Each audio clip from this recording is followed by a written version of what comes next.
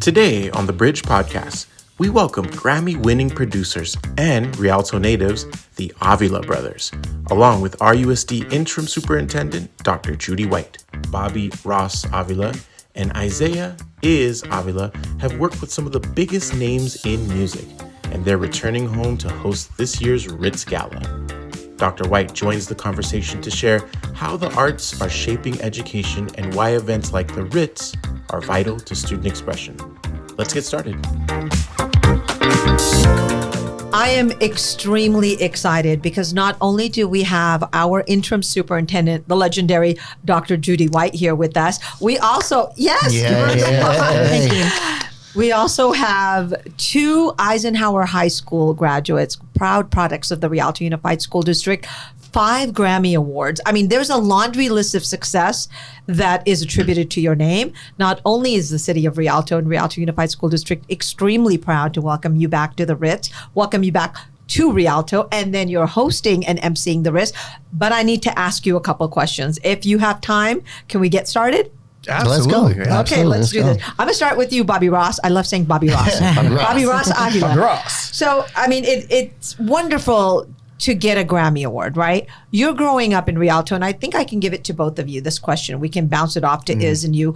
Growing up in Rialto, tell me how it was, and then also tell me, you're watching the television, and you're thinking to yourself, can I do that? Can I be a producer one day? Would I not only get 1, 2, 3, 4, 5 Grammys? How does that happen? I don't even know. It just happens. Growing up in Rialto, I was such a bad kid. We moved around quite a bit. From school to school. Of me. It was a trap. Morgan, you were not Preston, bad kids. You were Boyd. challenging, right? I had a lot of energy. There you go. Dr. White knows and that. I had a little bit too much on my mind to say. Now, what schools other than Eisenhower? Yeah, there we go. That's how you're gonna know I was bad. Boyd. So I went to Boyd. Great. Bulldogs. With the trap. Timberwolves. Preston, Morgan, and ended up Cobe, and then Zupanic. Oh, wonderful. John D. Zupanic High School. Yep. Excellent. Okay, and what about you? Well, we're brothers, so Yes. everywhere He went, followed. I went. Graduated from Eisenhower, but I did homeschool during my what do they call it? Not high school, but middle school. Okay. I did my years. Junior high. Junior high. Okay. I did at Frisbee. He already forgot. At Frisbee. Yeah. Okay. But it was a homeschool program through Frisbee. You know what I love about the show? You've just given us about 15 of our 30 schools names. In the Yeah. Well, when we say we're from Rialto. We're from Rialto. Well, the thing too was when I went to Zupanic, it was kind of like the intro to homeschooling. Yeah. Because at that time, that's when I started, my music career. So that's the only thing that was available at that time. Yeah. And I know that when I was talking to Dr. Judy White, she was so excited because she said, I'm going to be attending the RITZ. And Saida, the first thing she told me is fine arts is so important for our students. And for this reason, when you're saying you're traveling, you're finding a niche, right? Yeah. And so I would like to ask Dr. White, how important is art education in our public school systems? Art education is highly important because all students are gifted. And sometimes we tap into their verbal giftedness and even the math and science, but we forget about those who are musically gifted and also visual and performing arts. So I have always been an advocate for VAPA because I want students connected. When I served as a Riverside County Superintendent, we had to actually go into schools and into the system where juvenile hall, and that was part of our responsibility, and I would see this wonderful artwork from students. And then I would find out that they had not been successful with the A through Z, A through G, all of that, but they had this gift that was untapped. My youngest son, David, who actually works for the Department of Defense, he always said, Mom, I don't feel like I belong here, because he was musically gifted. He could hear sounds. And he said, I can hear the sounds of the lights. And he taught himself how to play the piano by himself, and he played his way through college. And that's how he played, because I'd already spent all the money on the other kids. But I want everybody's gift to be connected, and I love the arts, and I love to dance. You love to dance. We're going to talk about that in a minute. But you know what's so important about what she just said? When I think about, to your question, to my brother, the reality is in 87 and 89, that didn't exist. And, it really started with my brother. My brother was the first 12-year-old out of Rialto to be signed to a major label, which was RCA. He was the first to really break as an artist in Rialto, had a single come out on 99.1 while we were in elementary, right? And so, I think about if we would have had access to those opportunities with arts, when we were kids. I think the beautiful thing we had to rely on was that music was just in our household constantly. And so it was just a natural progression for us as kids. But it really all started with my brother. My brother became like the guiding light for the IE for young talent that wanted to aspire to see themselves on the TV, aspire to be songwriters, aspire to be producers. And so, that's why I think when we look at it now, that's why we're so immersed in making sure that the young creatives of today have access to people like me and my brother, to have access to after school programs, which is why we go so hard. But even more than that, like how I launched my career, we did school tours. And that's we started Frisbee. We did a performance at Frisbee. Yeah. Oh wow! And well, you're gonna have to come back and do a performance at Frisbee again. It's like imagination is education, and we didn't see that before, and we're still like not there yet. So while we have the opportunity and the platform to be able to be that voice, it's like we have to give back. And when we're talking about the RITZ, and the RITZ is a fine arts gala that started 19 years ago when then Governor Arnold Schwarzenegger was really cutting from the state. A lot of the fine arts was being just gutted. And so we decided rather than just kind of going back to the state and going back to the federal government and asking and begging and pleading for more money, we said, why don't we do something here? We'll do a fine arts gala. We'll start it off with students. And of course, every single person in the Rialto Unified School District is responsible for the RITZ. I say this because there's baskets there that our principals donate. There's so much that our teachers and that our support staff and our classified employees and our administrators and our superintendent and our board, it is something that brings the whole community together. But you're right. At that time, we didn't have that in the 80s and 90s. I do want to jump back to you graduate high school. You guys move on.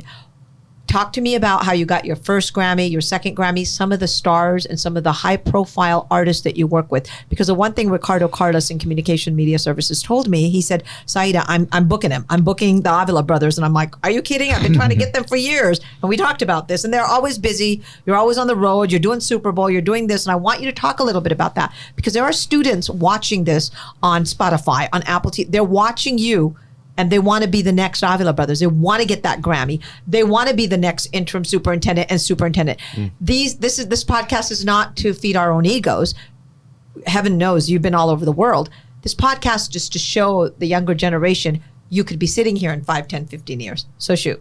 Man, for me, I'm going to say, being able to accept heartbreak, working hard, being able to listen, dedicate yourself to something that's bigger than you, love it. I get asked like, well, what do you think I should do? And everybody has their own journey, right? So you got to just find that passion and really devote yourself to it. I think that music and our talent has guided us to success. If I could tell you, add water, do this, do that, and you're going to get a great meal, I'd be lying to you.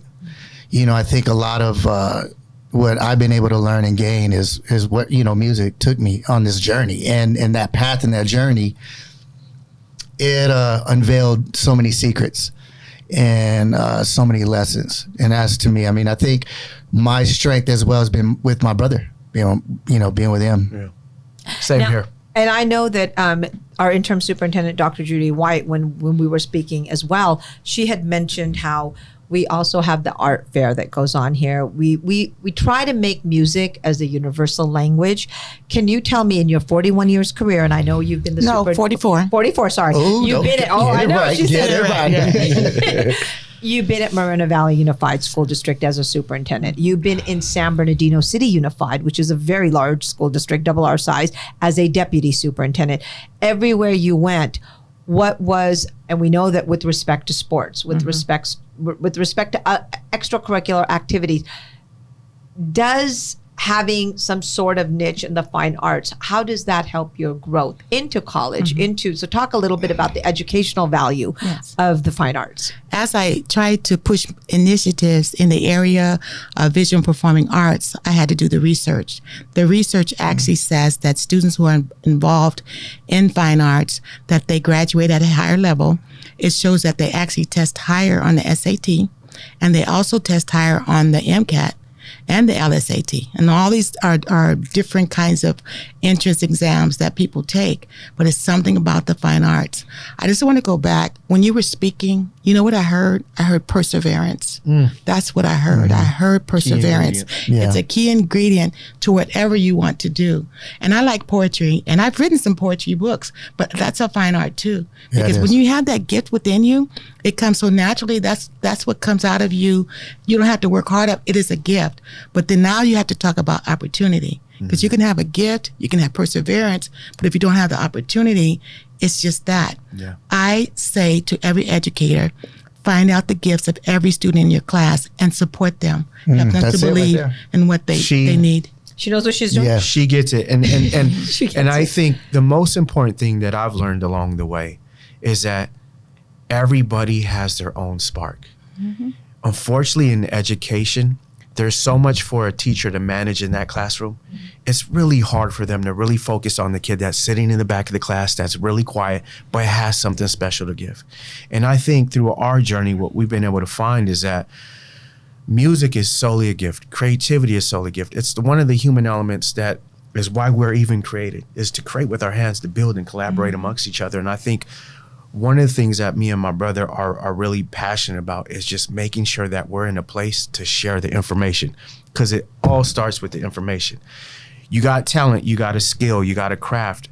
You need a roadmap. You need an outlet. You need to collaborate amongst your peers. You need to feel a part of a community, because when I sit in these classrooms and I talk to kids that are creative, they don't know where to point, because society tells them that the only place after this for you to be successful is college. So a lot of times creatives feel like they're nervous, they're afraid, because if they don't have an outlet, if they don't take that traditional route, they feel like they're not going to be successful. And I'll tell you, in our industry, 9 times out of 10, the people that me and my brother have worked with, have worked alongside, have ran into, they didn't know where to go after high school, because they couldn't afford that next step, they didn't know where to begin.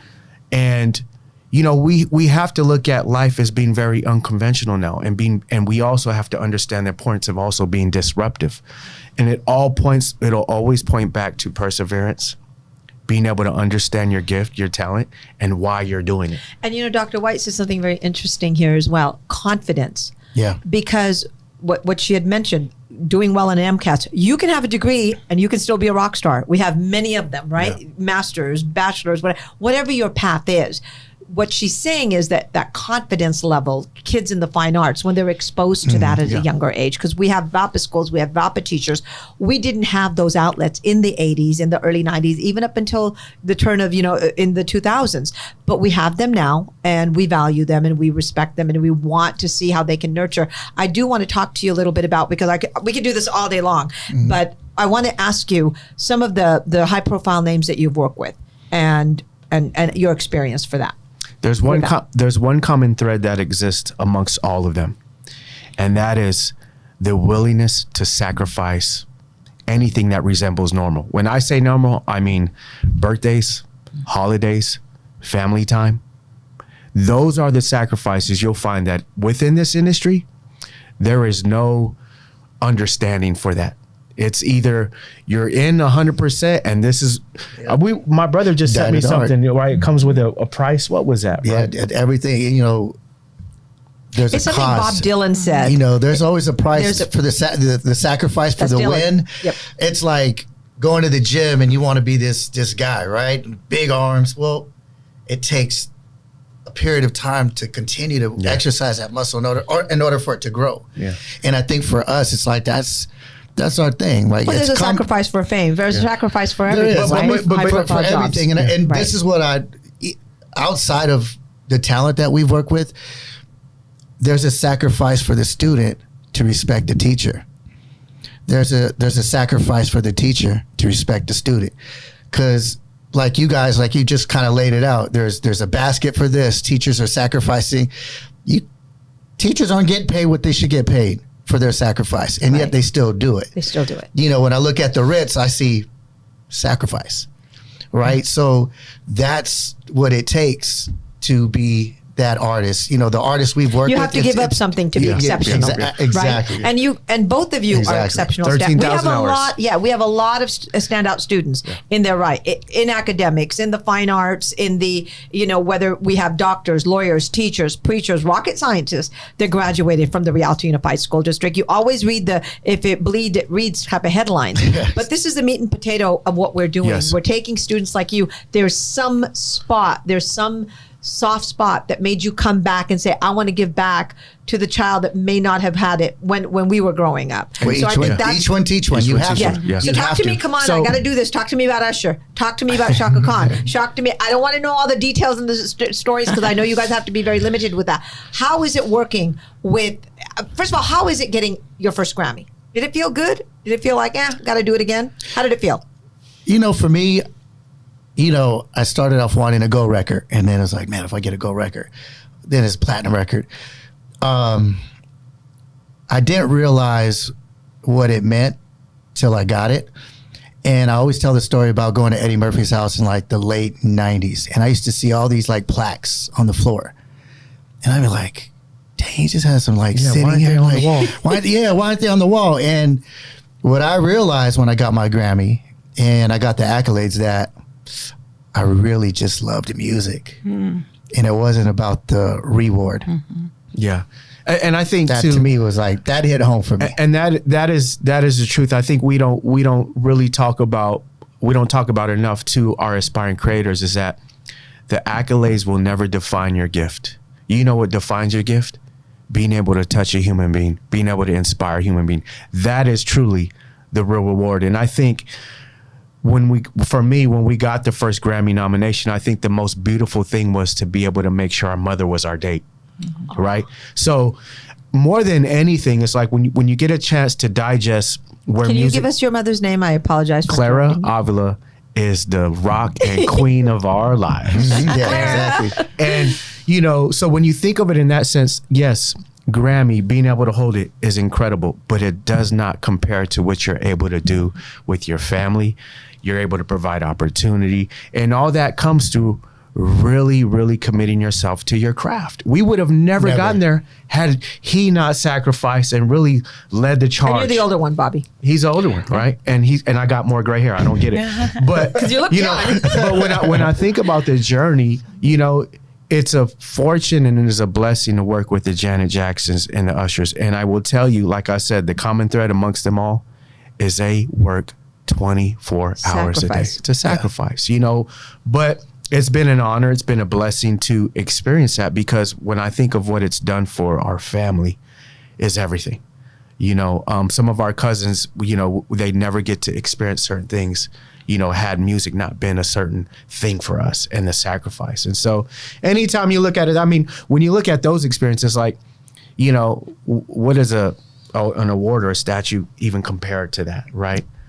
So you got to put it in perspective. You got to put it in perspective. But we have fun. Like we have between me, Iz, and Ush, it's like, I call him Ush. It's like we joke 24/7, like crazy. I mean, it's fun. And we also hold each other accountable. And I do want to let you know, I know you two gentlemen have really achieved a great deal of international, national success in your own right. And regionally, Dr. Judy White, because I read her bio before she came here. I did not know Dr. White. I knew of her, which, I knew of you, and I didn't know you guys either. But over 187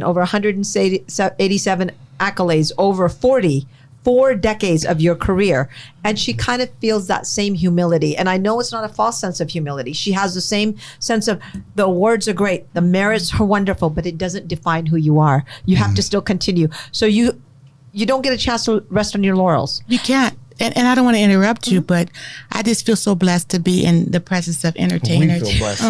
Yeah. And especially, I love your spirit I think already. the best thing he said when he said he had his mother there, because I'm a mother and a grandmother. And the thing about it is you do make sacrifices, but when you're the one that breaks the cycle of poverty in your family, and then you can go on vacations when we were growing up, vacations was at the house in the backyard, put up a pillow, but then you can actually fly to other countries and do things, and then you can take others with you. That's so important. Amen. But one thing I want to make sure that the audience hears is that every position of success takes sacrifice. But now that I am a senior citizen, I will say you should schedule in your family time just as you schedule in your rehearsals. You put that in there, make it happen, because if you don't, you'll sacrifice even more than was necessary. But you do have to put the time in to be good.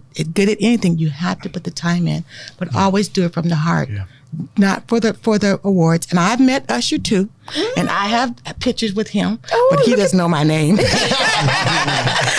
the thing about it, even those moments meeting Michelle Obama or President Obama, you feel good, but you don't feel better than your work. The work. Yeah, what is work. the legacy that you're going to leave? Yeah. But everybody, you might not ever get a star, but whatever you've done, was it the best you could do? Did you contribute? Because everybody has a gift. Yeah. Did you make a contribution? Yeah. And to your point, like, you just made me think of performing at the White House. So I performed at the White House for Red, White, and Blues. It was during February when Obama was in office.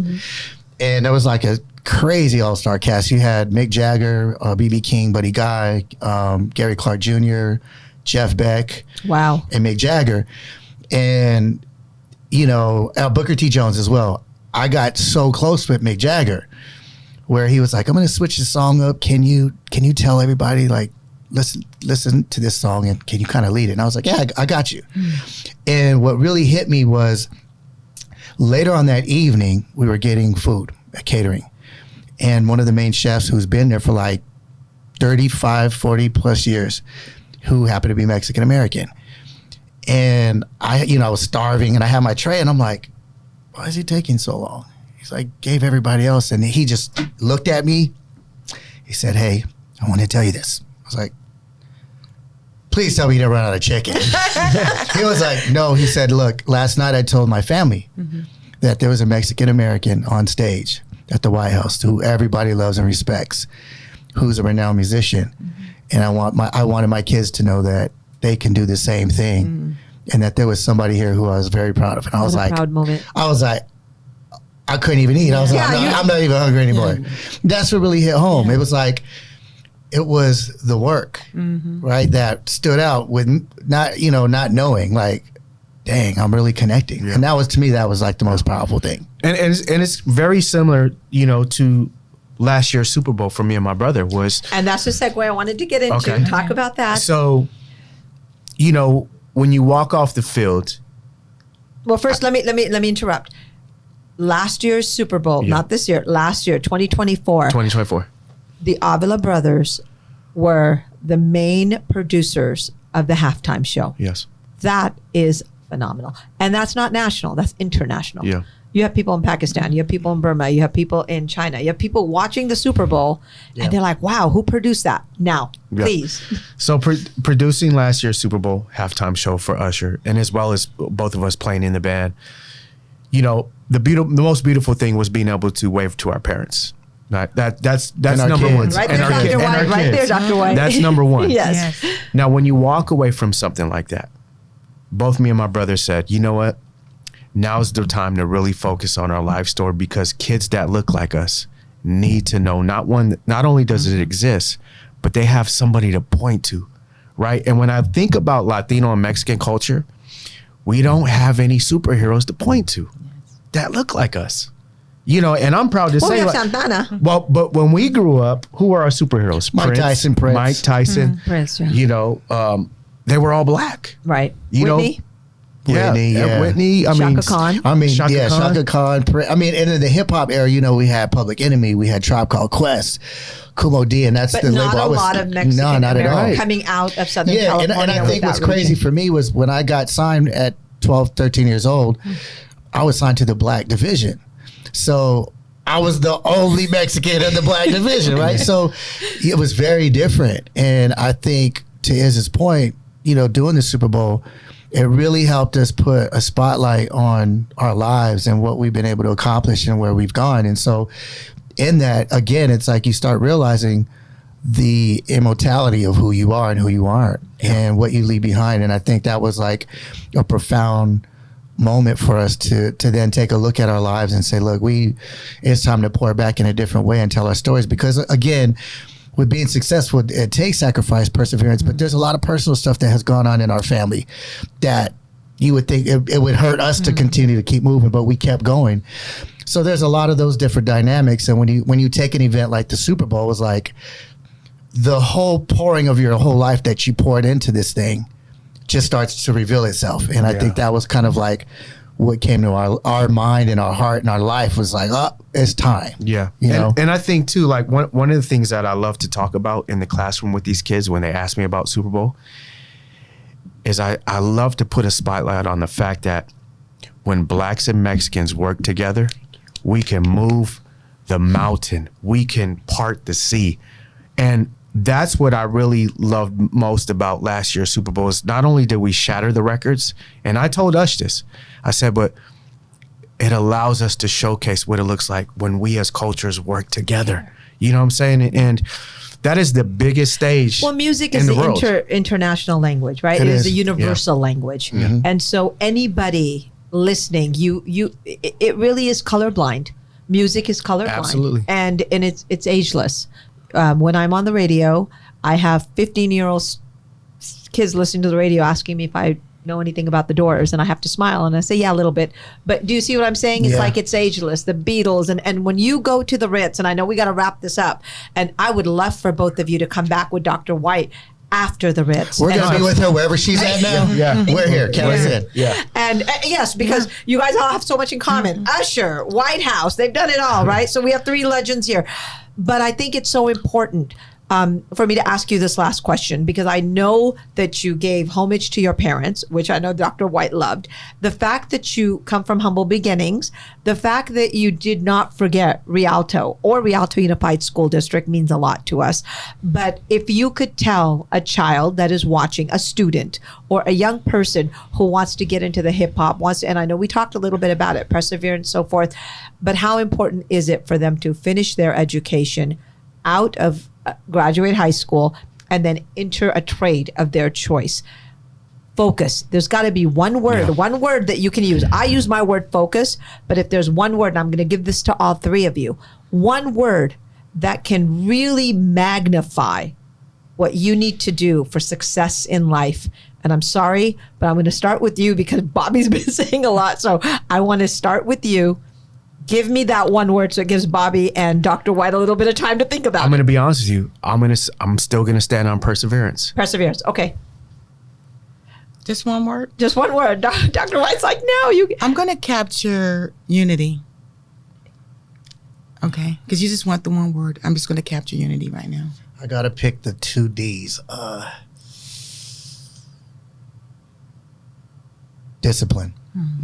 I thought you were going to say determination. Can I say You're right, one? Discipline. Can I say one No, thing? no, that I of think course. is Tell me important? why you picked those words, and then we'll end this. I'm going to say perseverance because Yeah. amongst all the conversations that I have with folks like ourselves and also students, nobody really talks about how brutal life is going to be.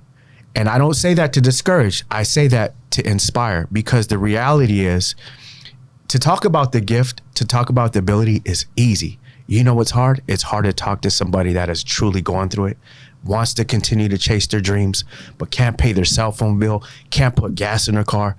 See, that's when it gets real. That's a struggle. And that's why I say perseverance, because perseverance, if you don't have it 9 times out of 10, it snaps your back. So it's important to That's it's important to be able to lean on family, Yes. to lean on friends, to have a great foundation, because I always say the challenges of life, no one person is meant to do it and take it on by themselves. Yeah. Perseverance. The other thing too, discipline. The Discipline. reason why I say discipline is because if you can't finish school, what makes you think you're going to be able to finish following your dream? So if you can't finish school first, give it up because you ain't going to finish anything. And I want to qualify what I meant by unity. Unity for me is actually embedded with faith, being unified with a higher being, a creator. And so that faith will help you to follow through. And you have to believe that effort is going to pay off. So just keep doing. You get up. I'm going to do it again. I'm going to fight. I'm going to fight. I'm going to have the faith, but I'm not doing it by myself, not just with my family, but there is a higher being that's with me that's going to help me achieve my dreams. Absolutely. Thank you so much. Wow. I know. I want to drop this mic somewhere, but I can't because Ricardo Carlos will kill me. Shout out to Ricardo. By the way, Shout you're out an to amazing, Ricardo. amazing host. Shout out to Ricardo. Shout out to Eden. Shout out to the team because, as Bob always says, no one does it without a team. Thank you. Well, we look forward to seeing all I'm of excited. you. Sellout crowd, April 26th at Wilmer Amina Carter High School for the 19th annual RITZ Gala. Over 700 in attendance. It is the Grammy award-winning Avila Brothers, straight out of Rialto Unified School District, Kolb, Frisbee, Preston, Trapp, Oh, you remember? Morgan. Oh, look I know at my you. school. Zupanic. Oh, man. Zupanic and Eisenhower High Mike School. Mob. I'm still Thank saying you, thank you, Doctor. Yes. Well, by the way, Thank Dr. you. White's going to be there, and Yeah. she's going to boogie. We're going to have a good time. Yeah, we have a great time. I'm so looking forward to seeing these creatives, these young minds get up Yes. there and do what they love. And by the way, we did want to add one more thing, that the person, Dr. White, they just announced this, the person at the Ritz who does the best on stage will have an opportunity to spend one day in their studio. So that's over $10,000-$15,000 of just one day, and they're donating this. So you know what? Our Rialto Unified School District students and alumni, they give back. We're the best. Which is Russ, Like Martin Lawrence says, we love the kids. and Saida promised that we're going to have some fire tacos. Yeah, in no, our I did dressing not room. promise that. No, I did not promise that. We'll give you the fire tacos. That'll be after. That's the after party. We just met. It's Now the we get after to know party. you now. I have to get out of here. I am Saida Joffrey before this party goes to a different level. Thank you so much for being here on the Bridge Podcast, and I will see you next time. Love you guys. Yeah.